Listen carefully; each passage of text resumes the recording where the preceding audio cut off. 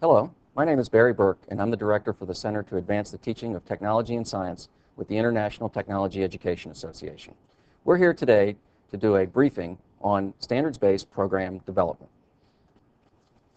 The Engineering by Design program is about creating a national standards-based model to deliver technological literacy in grades K through 12.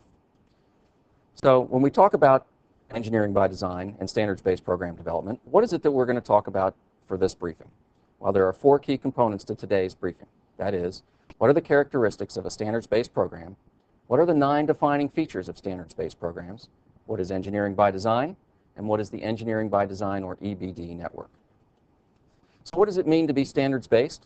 Well, when the standards and benchmarks from STL are being used as the major content organizer, the process is considered to be standards-based. There are guiding principles for standards-based programs. You can find these guiding principles in Realizing Excellence. They are common expectations for student learning, developmentally appropriate for students, basis for developing meaningful, relevant, and articulated curricula at the local, state, national, and provincial levels. Interdisciplinary content connections with other areas of study in grades K-12. They encourage and promote active experiential learning. We are about hands-on. And you can see that it is highlighted in blue, is that we begin with the identification of standards to be taught from the beginning. So what are the characteristics of standards-based programs? As you can see, there are 12 listed here. Standards-based, authentic learning is involved. Programs appeal to a broad range of diversity and as well as gender. They appeal to all students. They are articulated across all grades. They are integrated across all disciplines. There is a professional learning community to help teachers to understand what it is that they are going to be teaching. It is research-based. The community is involved. It is flexible, accountable, and visible. So what are 9 defining features? One of the things that we've developed as part of the Engineering by Design program is that we have 9 features that we consider to be standards-based programs. They are based on STL and AETL, and they break down the characteristics from Realizing Excellence into 9 achievable components. One of the things that we know is that if you look at a big picture and try to accomplish the big picture without looking at the smaller components, most often you will fail from the beginning and become overwhelmed and decide not to take it any further.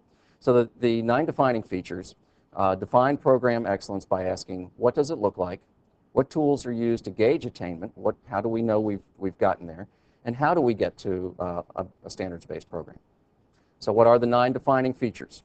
Well, you can see by this graph that they are all equal in scope. It begins with rigorous standards-based curriculum in the top left corner. In addition, if you work around the circle to the left, research-based instructional strategies are used in implementing the program, that the program includes a work career-based opportunities. It is articulated grades K through 16. It is standards-based assessment. It uses a standards-based assessment. It has a facilitative learning environment. The staffing and organization is appropriate to a standards-based program.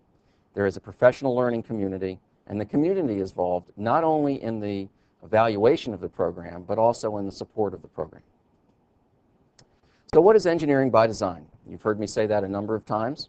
Engineering by design is a standards-based program that is based on STL, AETL, and becomes the program that is K-16. Notice that we start with the standards for technological literacy, and as we know, that as we look at Realizing Excellence in the AETL, Advancing Excellence in Technological Literacy, that it includes more than just the program, the curriculum, the content. It also includes professional development, marketing to the community, and other such pieces, as I described in the 9 defining features. As you know, as we've talked about, the standards-based program is a process that starts with the standards for technological literacy, working down through the dimensions from developing a vision, a mission, organizing principles, and then developing a program statement. This is the entire process for developing standards-based program. And as a school district or a supervisor would begin to develop a program, this is a process that you would start from the top down. Notice on the left-hand side that the first 6 pieces are part of the program guide, and as you get to the program statement from there on down are considered a curriculum guide, the actual pieces that a teacher would use to implement instruction in the classroom. So what are the organizing principles for the Engineering by Design program? Technology affects everyday life. Technology drives invention and innovation. Technology is combined to make systems. Engineering through design improves life. Technology creates issues. Technology has impacts. And technology is the basis for improving on the past and creating the future. All of these pieces were developed through a rigorous type of collaborative activity where we had community, we had members of the professional community and technology education field, where we identified the major components that we want this program to achieve. So our entire program is organized around these organizing principles. So what does the program look like? Here you can see the K through 12 program sequence. It starts with integrated concepts and lessons at grade bands K2 and 3-5. There are 3 courses at the middle school. You can see that Exploring Tech is Exploring Technology, grade 6, Invention and Innovation at grade 7, and Technological Systems at grade 8. When we get to high school, notice that Foundations of Technology is the only 9th grade course.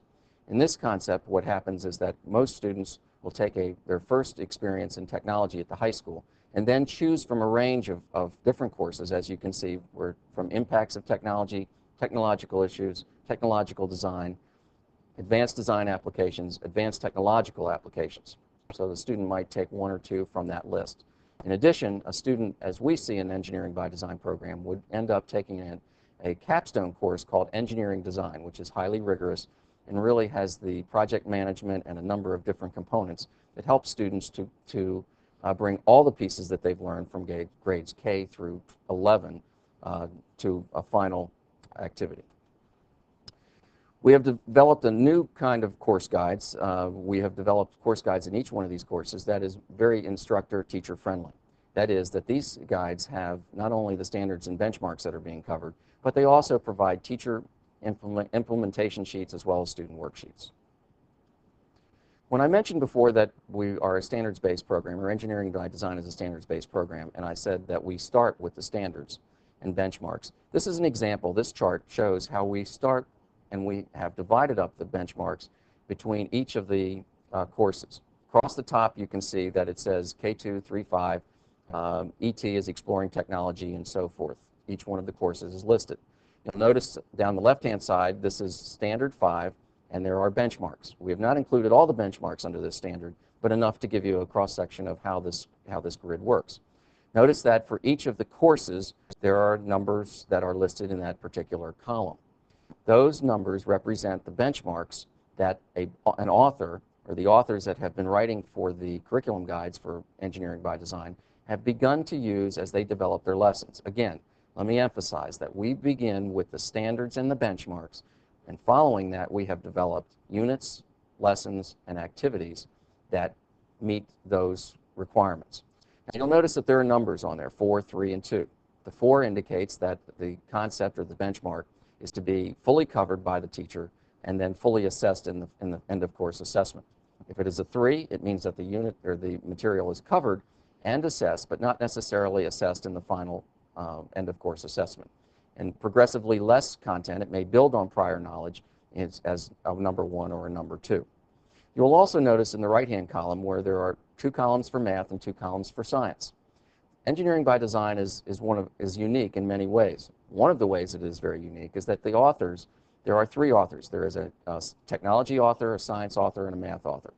And the science and math authors have gone back to their particular standards and identified standards and benchmarks that will be used during the writing of the guide.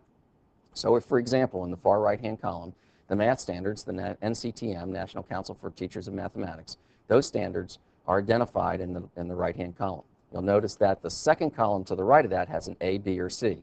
Those are equivalent of the 4, 3, 2, and 1. You also will notice that in the science column, the 2 columns there are the science benchmarks from the AAAS standards are listed, and the level at which they are implemented are in the column right to the right. The program itself is horizontally and vertically articulated. Notice that we start with K2, 3, 5 at the left, and we work all the way through to the capstone experience at grade 12. This is what we call horizontally articulated. And the reason we call it horizontally articulated is because it continues to build on the standards and benchmarks through a constructivist model that builds on prior knowledge, prior skills, till we get to the capstone experience. You'll notice the vertical articulation is really starting with the benchmarks and the standards in the STL, Standards for Technological Literacy, the NCTM, and the AAAS standards, working through the dimensions, developing organizing principles, and then developing the courses from there. So how do we get our teachers qualified to teach this type of program? Well, you can see that we have listed along the bottom the 5 E's: engagement, exploration, explanation, extension, and evaluation. As teachers begin the process of understanding what engineering by design is, they need to have information about how to implement the course, the strategies, instructional strategies, the assessment tools, assessment criteria that are used in implementing the course. So you might say that this briefing would get a teacher or a principal through the engagement phase of this professional development, developing a community of learners. As you get progressively more engaged, you would notice that the amount of time and the amount of knowledge that a teacher would have in a professional learning community would be getting more and more complex, so that by the time, after significant amount of professional development, a teacher is ready to not only manipulate but to adapt or create a new program to the right. So what is the Engineering by Design Network? Well, in the year FY06, which would be 2005-2006, there are 2 courses that are being implemented or are part of the Engineering by Design Network. Those are Invention Innovation at grade 7 and Foundations of Technology at grade 9. These 2 courses are being taught by 11 states, 11 middle schools and 11 high schools will be involved in a demonstration site project where the teachers are involved in a community of learners, online learning and online collaboration. Their target is to develop resources and to develop student exemplars that are shareable amongst all of the folks who are teaching the course. So let's check for these defining features. Do we have rigorous standards-based instruction? Do we have, is the curriculum based on the standards, not a series of activities that are put back to back to back to create cool activities? This is not standards-based instruction. Sometimes it is not even standards-reflective instruction. What we're defining in terms of this program is that the program itself is based on the standards, the units and lessons are built on each other, and it is strictly built on 3 sets of standards.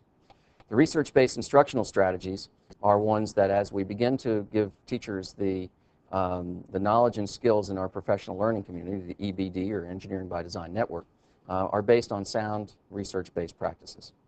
The program was articulated K through 16, and again, we're talking about that horizontal and vertical articulation, and one of the components that we're adding to this component is that the rigorous engineering design course that is at grade 12 is also being articulated to post-secondary institutions. Notice that professional learning community, or a community of learners, is an important component of the Engineering by Design program. Too often what we do is we give teachers a set of curriculum guides and we say, go teach. And unfortunately, that is the worst thing that you can do to especially a new teacher, but often to experienced teachers, because what teachers do is they tend to teach what it is they teach to their expertise and not necessarily to the standards. So the professional learning community is really about building a community of learners that are implementing a program that is standards-based. Facilitative learning environment. How many times have we walked into a classroom or into a lab and seen really not a good situation in terms of equipment and materials or lab management? One of the things that we are doing with Engineering by Design is recommending a specific way that the lab be organized and certain kinds of software-based resources that are part of the program. Work-based career opportunities, again, are those pieces that link what we're doing at the middle school and high school, smaller learning communities, either at the middle school or high school, but also on into college, but linking what it is that we do in the classroom with the community, which is also part of the last item there, community involvement, that I'll speak about in a minute. Staffing and organization. We've gone from a situation where we've had middle schools and high schools that have had more than one teacher in a school. These days, we're lucky to have one teacher or one in a middle school or one teacher in a high school. And as we begin to organize around an Engineering by Design program, there needs to be sufficient staffing and organization to support the program.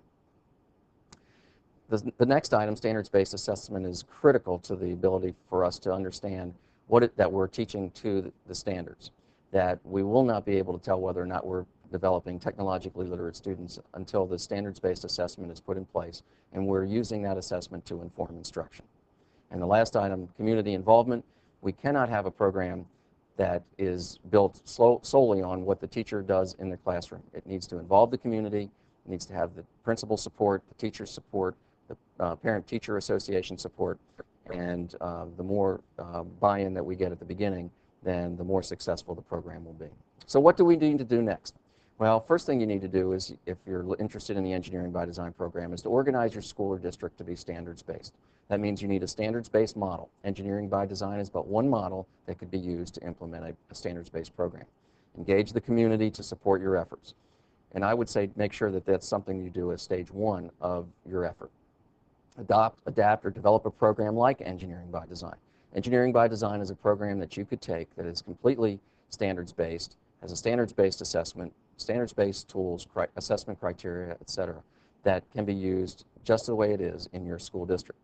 If your district is one that would like to adapt or to create its own, this is one model that you could at least take from and adapt and adopt. Share your successes with a community of learners. It's one of the things that we don't do very well, and that is that we rarely ever share our successes with others.